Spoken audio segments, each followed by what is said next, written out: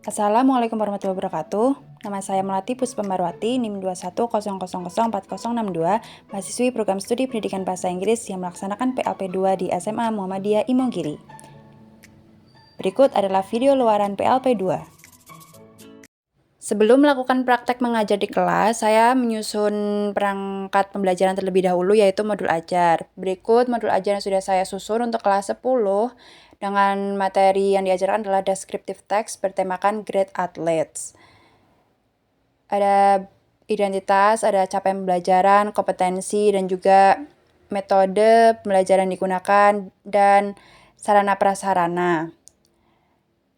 Lalu selanjutnya itu adalah komponen inti yang berisikan tujuan pembelajaran yang akan dicapai sesuai dengan materi yang diajarkan. Lalu beralih ke kegiatan pembelajaran.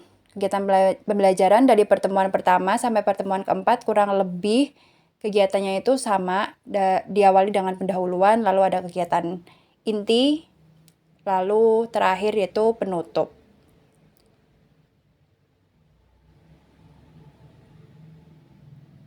Selanjutnya ada asesmen atau penilaian. Saya menggunakan dua asesmen, yaitu formatif dan sumatif. Ini adalah yang formatif, ada LKPD dan juga rubrik penilaiannya. Lalu ini sumatif juga, ada rubrik penilaiannya. Dan ini adalah rekap nilai dari soal pengayaan yang dilakukan oleh siswa.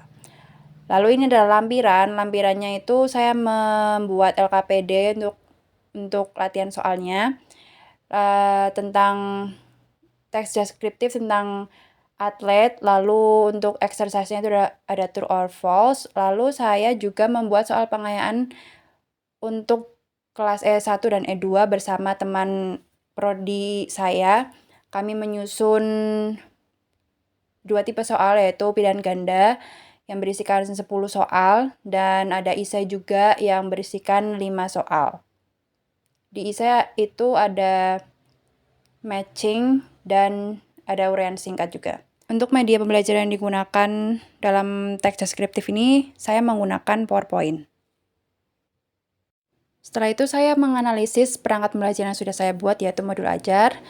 Dari segi identitas, tujuan pembelajaran, komponen intinya, metode, langkah-langkah kegiatan, hingga penilaian, semuanya sudah lengkap dan tercantum di modul ajar.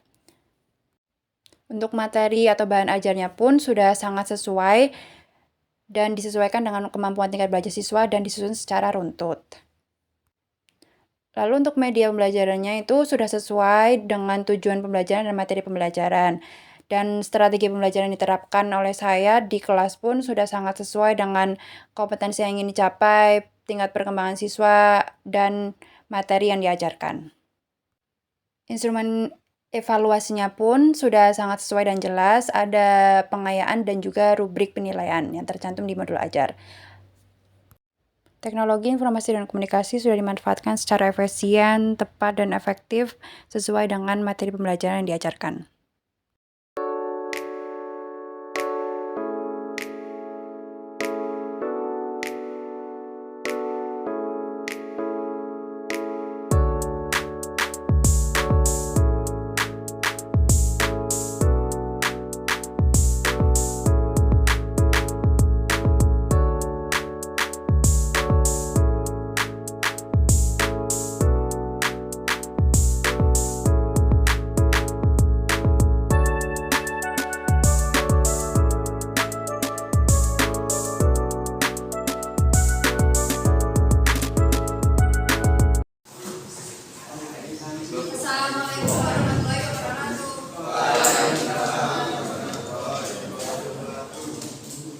Semuanya, sebelum kita mulai belajar hari ini, ada baik kita berdua ya. Oke, everyone. Oke, jadi hari ini kita akan belajar tentang tes deskriptif. Untuk 2 minggu yang lalu, kalian kan udah menulis tentang pengertian sama tulis ya. Coba dibuka buku bahasa Inggrisnya.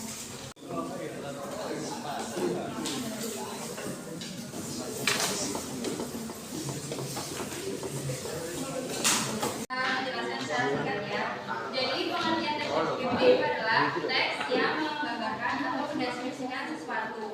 Nah, sesuatunya itu bisa apa aja, ada bisa menggambarkan atau mendeskripsikan tentang orang, bisa keluarga, teman, atau tokoh-tokoh terkenal.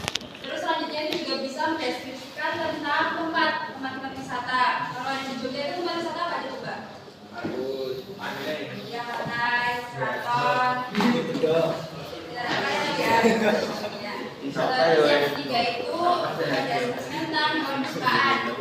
Misal kalian punya hewan atau peliharaan, kalian bisa menjelaskan tentang hewan-hewan. Misal my favorite cat, kucing kesukaanku, atau my favorite rabbit, apa kelinci kesukaanku. Terus habis itu yang terakhir bisa mendeskripsikan tentang benda favorit kalian, misal sepatu, tas, atau misal apa ya, baju. Itu bisa dijelaskan dengan menggunakan benda deskriptif. Jauh ini bisa dipahami teman-teman? Oke, kita akan lanjut materi ya. Materi selanjutnya yaitu tentang fungsi sosial dari teks deskriptif.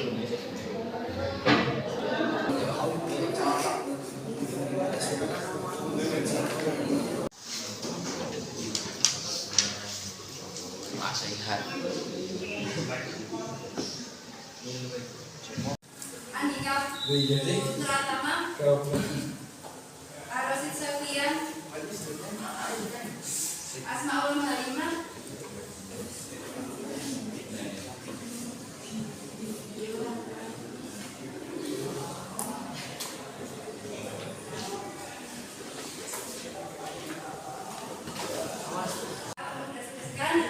suatu misal orang atau sehingga orang, benda kesukaan, tempat maupun hewan peliharaan. Yang kedua yaitu untuk introduce someone or something, untuk mengenalkan orang atau sesuatu. Jadi kalau misalnya kita mau mendeskripsikan sesuatu, kita harus mengenalkan gimana penjelasan terkait dari objek yang akan dideskripsikan. Yang ketiga yaitu to attract people to visit or come. Jadi ini berlaku untuk tes deskriptif yang mendeskripsikan tentang tempat. Jadi kalau misalnya kita mendeskripsikan suatu tempat itu bisa membuat orang-orang tuh mau berkunjung atau datang ke tempat tersebut. Bisa dipahami teman-teman? Oke. Kita lanjut ya ke generic structure of descriptive text atau struktur umum dari teks deskriptif, yaitu yang pertama ada identification atau identifikasi. Nah, di bagian identifikasi ini berupa pengenalan objek yang dideskripsikan. Misalnya kita mau mendeskripsikan idola kita. Contohnya kalau di sepak bola, misal kalian mengidolakan seorang Cristiano Ronaldo. Kita nanti di paragraf pertama bisa mendeskripsikan tentang Cristiano Ronaldo itu siapa, terus dia tuh lahir di mana dan sebagainya. Lalu yang kedua itu tentang struktur yang kedua itu description atau deskripsi. Isinya itu tentang penjelasan secara detail dari objek yang dideskripsikan.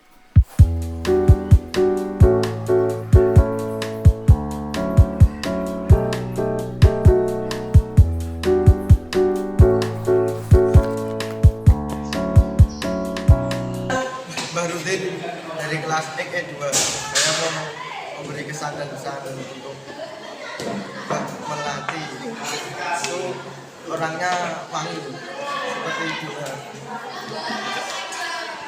ngajarnya baik, sopan, dan mudah dipahami. Sama yang lanjut. Perkenalkan, nama saya Muhammad Prasojo dari kelas 10E2. Saya sangat menyenangkan saat belajar sama melatih. Perkenalkan, nama saya Aljo dari kelas 10E2. Kesan saya saat belajar sama melatih seru dan mudah dipahami. Perkenalkan, nama saya Isma Dia Sakti.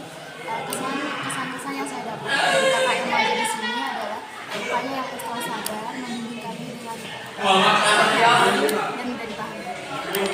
Dalam presiden pesan saya buat kakaknya semangat terus, makasih sudah membimbing lagi. Semoga urusannya dilancarkan, sehat selalu.